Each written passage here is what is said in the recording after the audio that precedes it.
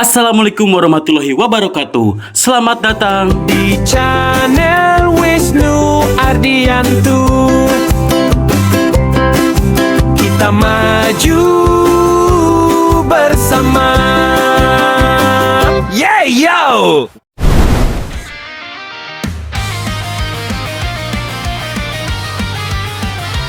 Halo semuanya, balik lagi di channel Wisnu Ardianto. Dalam dunia ninja yang penuh perang, pengkhianatan, dan harapan yang mudah hancur, ada satu nama yang menjadi simbol tragedi terbesar, sekaligus penebusan paling menyentuh. Uchiha Obito. Dari seorang bocah ceroboh yang bermimpi menjadi Hokage, menjadi dalang perang dunia ninja keempat, hingga kembali menemukan jati dirinya sebagai shinobi Konoha. Inilah kisah lengkap Obito dari awal hingga akhir. Obito lahir sebagai anggota klan Uchiha, namun kehidupannya jauh dari kemewahan atau kejayaan klan tersebut.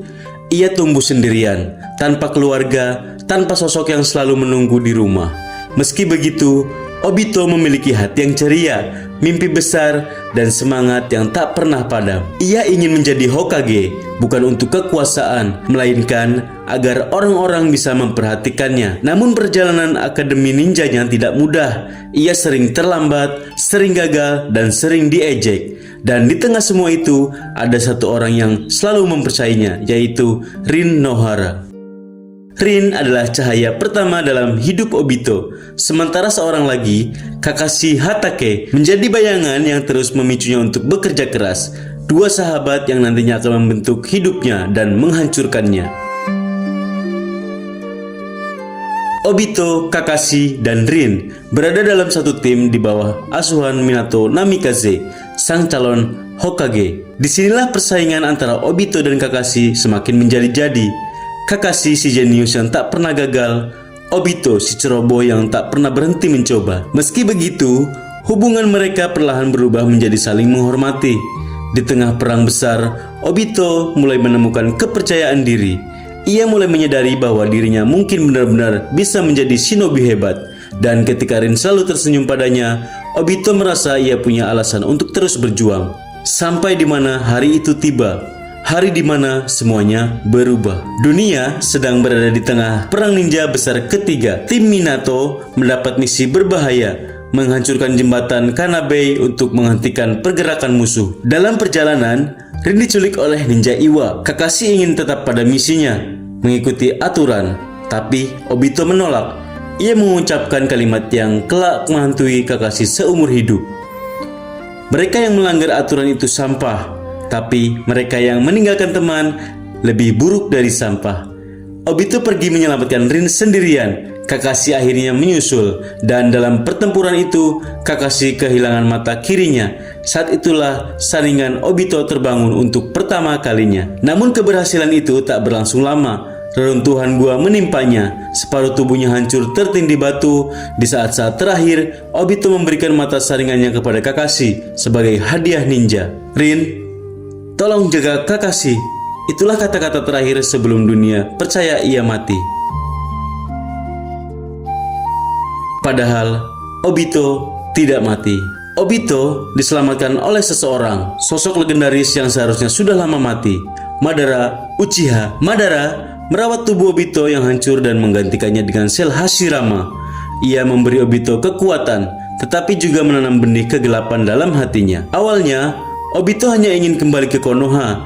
Ia ingin kembali bertemu Kakashi dan Rin. Ia ingin hidup sebagai dirinya sendiri. Sampai suatu hari, ia melihat kenyataan yang menghancurkan seluruh hidupnya. Obito melihat Kakashi dan Rin dikepung oleh ninja Kirigakure.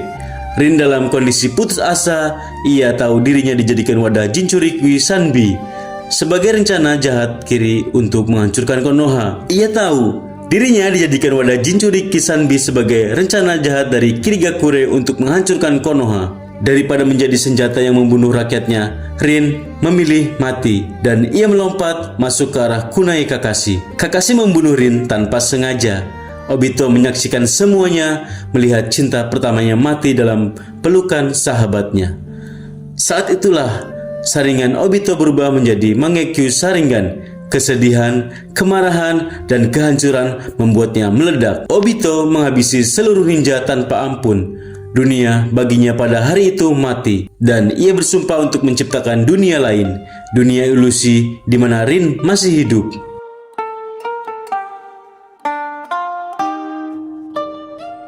Obito menerima ajakan Madara untuk menjalankan rencana mata bulan. Ia menjadi dalang bayangan, mengendalikan Yagura. Mizukage keempat berperan sebagai Tobi, si anggota Akatsuki yang konyol, menciptakan kekacauan lewat organisasi kriminal tingkat S, mengorganisir rencana untuk mengakibatkan Jubi. Namun, selama bertahun-tahun, Obito menyembunyikan identitasnya. Ia bergerak di balik topeng. Dunia hanya mengenalnya sebagai Tobi atau Madara palsu.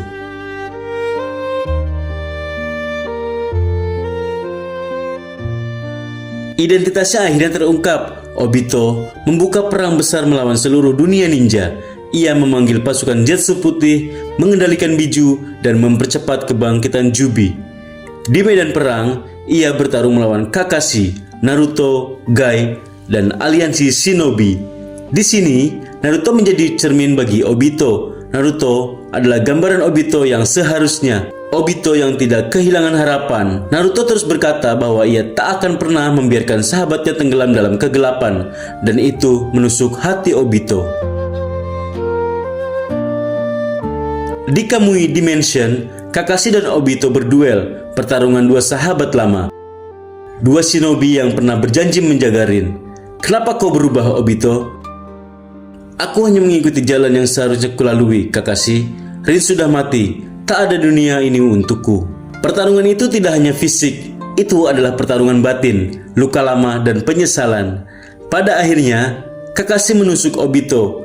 Namun, Naruto mencegah akhir yang tragis. Naruto memberi Obito satu hal yang tidak pernah ia miliki selama puluhan tahun, yaitu harapan.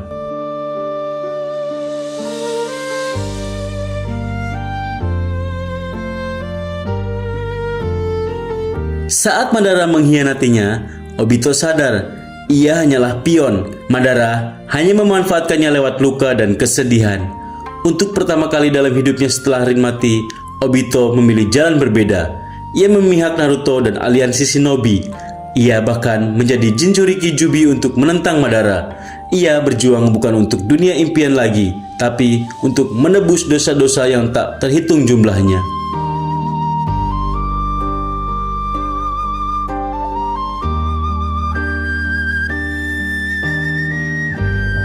Pada pertempuran melawan Kaguya, Obito memberikan segalanya untuk menyelamatkan Naruto dan Kakashi. Ia menahan serangan fatal, tubuhnya mulai hancur, dan di akhir hidupnya, Obito melihat Rin datang menjemputnya dalam bentuk roh. Rin memegang tangannya dan tersenyum. Senyuman yang belum pernah ia lihat sejak hari kematian gadis itu. Ia berkata kepada Naruto, "Kau adalah aku yang tidak tersesat.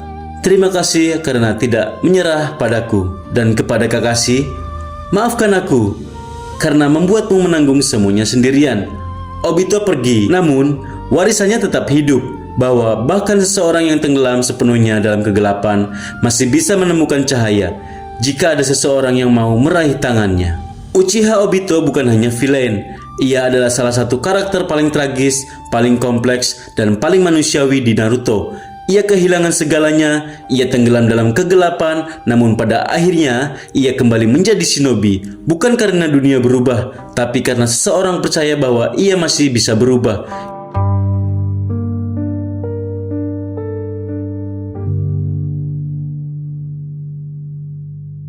Inilah kisah Uchiha Obito, sang lelaki yang bermimpi menjadi Hokage dan pada akhirnya mati sebagai pahlawan yang menyelamatkan dunia. Sekian untuk video kali ini. Kalau kamu suka, jangan lupa like, komen, dan subscribe. Sampai jumpa di video berikutnya dan wassalamualaikum warahmatullahi wabarakatuh.